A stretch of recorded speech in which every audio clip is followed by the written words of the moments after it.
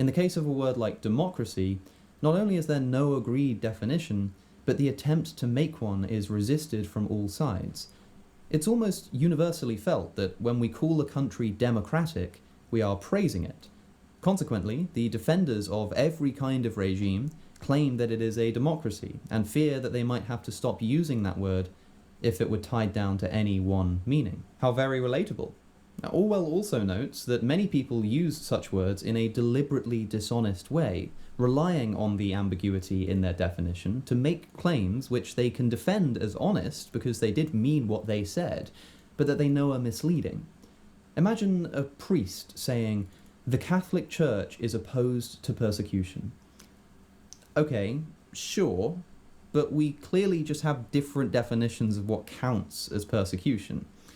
Another of Orwell's examples, "The Soviet press is the freest in the world." Okay, fine, but I have a feeling that you've got a slightly more paternalistic conception of what freedom means than I do. The same thing, of course, happens in politics all the time, when a politician says, "I would never do anything to harm the country." They kind of beg the question as to what harming the country means in the first place. Of course, what they're doing is something that they don't think is going to harm the country, but the whole argument is whether the thing they're doing is harmful at all. So the definition of harmful is something that needs to be specified in order for the sentence to even make sense. If these words are not strictly defined, then they are, in a sense, meaningless. They have no unifying meaning.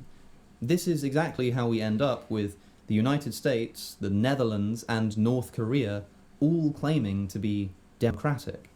Similarly, if a traditionalist community is accused of misogyny, they might say, no, we care deeply for the welfare of our women. I don't doubt that they genuinely do, but they probably have a different idea of what a woman's welfare consists in. Unless we specify precisely what it is that we're actually talking about, we will always run into avoidable ambiguities. So, then, the way to avoid meaningless words is to precisely define what it is that you're talking about wherever you suspect that there might be some potential ambiguity. These, then, are Orwell's 4 things to avoid: dying metaphors, false verbal limbs, pretentious diction, and meaningless words.